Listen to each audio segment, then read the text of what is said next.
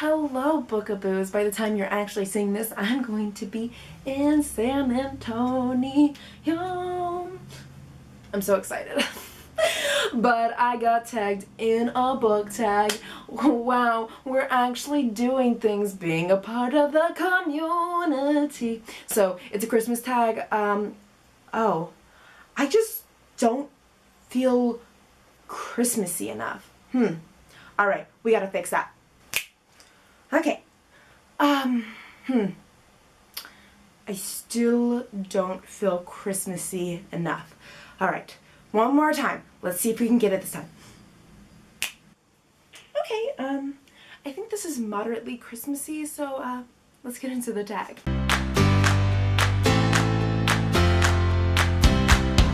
If you couldn't tell by the title of the video or by my Christmasness, today we are doing the 12 Days of Christmas book tag. It was started by Luke. I'm not even going to try to say your last name because I don't want to completely and utterly butcher it, but his link is down below, and I was tagged by Learn, Practice, Earn, Live. I hope I got that right because I'm bad at that. So what we're gonna do is we're gonna get right into it. So excited. Let's go. On the 12th day of Christmas, my true love said to me, 12 drummers drumming. Of course, you know I'm gonna find a way to bring up V.E. Schwab's, but this series definitely got my heart going.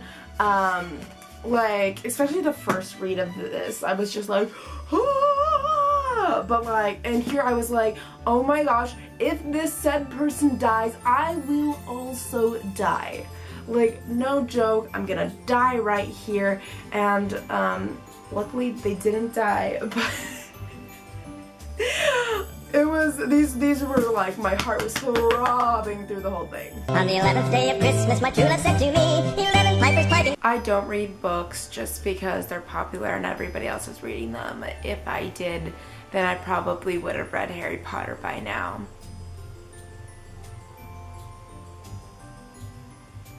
So no book.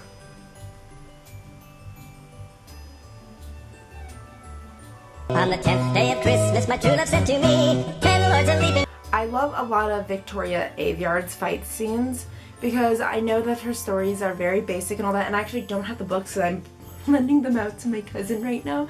But I just like a lot of her fight scenes in them, and yeah, I'm trash, but I think like if you just step aside and you forget the fact that her stories can be kind of basic and her character things, she does a really good job with fight scenes. And I think that a lot has to do with the fact that she went to school for screenwriting. But I just really love her fight scenes because when her characters are fighting, when Mare's fighting, I feel like I'm there, I feel like I'm in the moment, I'm enthralled in it, and it's just like this beautiful ecstasy of motion, and I'm here for it. But on the top of my head, definitely I would say that her fight scenes definitely come up to me. When I think about fight scenes, they're definitely what I first think of because I just think they're just so beautiful. On the 9th day of Christmas, my true love said to me, 9 ladies dancing. So, best gay character, I need to start reading more books that have more female gay characters in it, and I'm trying to, but it seems to me, and correct me if you think I'm wrong, but it seems to me like in a YA, if you want gay representation, it tends to be like guys, like male gay people, you know what I'm saying? And I just need some more cute lesbians in my life. I think my favorite gay currently, because I don't read a lot of like the romance genre, I guess it would be Monty from the Guide to Vice and Virtue. I really like him. I like how pompous he is. Sometimes I like that in a character. Most of the time I don't, which is odd that I like Monty, but I guess I just kind of like, I like who he is who he is. And I don't have that book because I listened to it on audiobook from the library. So let's move on. On the 8th day of Christmas, my true love said to me, 8 Maids Milking. So this is about like a book or series that have milked a trend. And we're gonna talk about the book that I hate the most.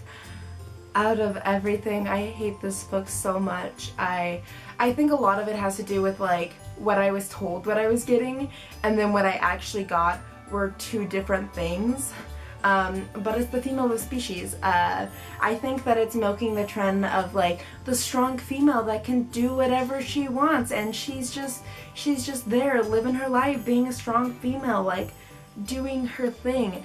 And I think they were trying to do it, but they were also trying to make her like this docile female that needs to, I don't know. She's a strong female. She can kill a man. She can do whatever she wants. Wow, yes, strong female. Yeah, get it, get it, get it, get it.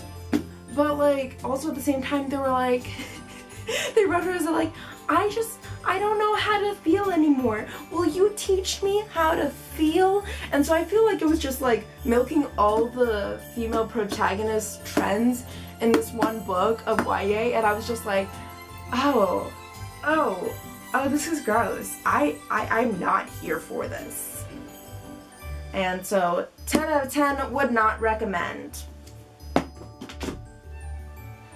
On the 7th day of Christmas, my true love said to me, 7 swans are swimming. For me, this is a catch-22. We're bringing in the classics here. So I read this my sophomore year of high school. I'm actually going to try to reread it again. Even if I'm not a rereader, I really want to reread this again as an adult because I felt like as a kid I probably missed some things, and I actually use this quote all the time. I'm always like, it's a catch-22. But when I first started reading this, I read this because of all the books so we had to read a book over winter break, and this was the shortest book out of all of them, which is saying a lot because this is almost like 500 pages. I picked this book because it was the shortest one. I really didn't necessarily want to read it, but I ended up really liking it, and I thought it was funny in its own way. I loved the monotony of it, but how clever it was. I think it's overall just a good book. I really enjoy it. Like, I enjoy it enough that I do want to read it again. So yeah, that's that book. On the 6th day of Christmas, my true love said to me, 6 geese laying. So this is gonna sound really nerdy, but I have complete works of Shakespearean, but it's actually illustrated, and it's been handed down from my dad, from my like grandma to my dad, to now me. Ugh, it's so dang heavy, because it's all the complete work. Ugh. But look, you've got like you've got illustrations in it. Okay, so you've got illustrations in it, and they're throughout, and it's just beautiful, and it's been taken care of like really well. And if you can notice, there's like little Shakespeare right there. This is really a treasure trove in my collection. As an English major, I really appreciate this, and I've come to love it more and admire it more as I get older and as I appreciate his work for what it is. And yeah, that sounds like a very English major thing to say, that this is the prized possession in your in your thing. Yeah, I really love this, and I think it's super cool. I wish I could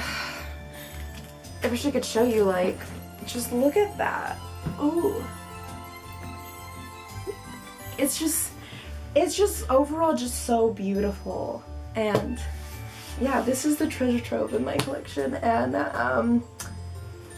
I told my dad this was my inheritance from him. I love this book so much. On the 5th day of Christmas, my true love said to me, 5 golden rings. It seems to me that a lot of people are rereaders, and I am not. So I can't really think of any book that I've like reread. I honestly can't think of a book that I've reread more than like once or twice. I can't even fathom like reading the same book like 5 times. I guess that's just because I'm like constantly thinking like, I have so many books that I need to read, like why am I going to reread a book? And if you do that, whatever, fine, but the answer is no. Not for this one either. On the 4th day of Christmas, my true love said to me, 4 calling birds. Since I read a lot of comics, I mean, I guess out of the books I have read, I'm gonna go with Alucard or Alucard. I like to say Luciard instead of Alucard because it feels too much like Castlevania, the TV show, because it's directly like Alucard is like the backward version of Dracula and he's Dracula's son. So I'm just gonna call him a Luciard. Here's some fan art of him. Ooh, great, beautiful. But even before I saw the fan art, I was like, I bet that boy is hot. We're gonna cheat for a second, and I actually own this comic. Since I'm all about giving boys and girls the same things, we're gonna cheat and we're gonna use Black Canary. But I just think she's so hot in this version of the DC. Let me show you. Like, she's definitely, we're gonna say she's the hottest along with Alucard, and I'm sure they would be besties because they're both just like kicking shit and stuff. I mean, if Alucard would be friends with Delilah, whatever her name is, he would be friends with Black Canary, so. On the third day of Christmas, my true love sent to me 3 French hens. I really don't own expensive books. I bought these fairly cheap, but when I looked at the retail price, they're pretty expensive. So we're gonna count these. I have these Lifetime photography books. And they're pretty cool. So here's like photojournalism, the art of why are these so shiny? The art of photography. And so I have a bunch of these. They're actually generally expensive, but I was able to get them discounted because the library no longer wanted them. And so they're pretty expensive, like if I were to buy them wholesale, because they're not in print anymore, and they're film books. Oh my gosh, and I know that doesn't sound super interesting to anybody at all, but we're just gonna hold up one. This one has a pretty cover. The print. I know the book's about photography necessarily wouldn't sound super interesting, but I really like them and I think they're super cool, and they're technically, if you're gonna just talk about retail price, the most expensive book I've ever owned. I don't really buy expensive books because I'm poor as heck, so there's that. On the second day of Christmas, my true love sent to me 2 turtle doves. I don't really do romance, so we're gonna go Romeo and or Juliet, because you get to decide who they fall in love with.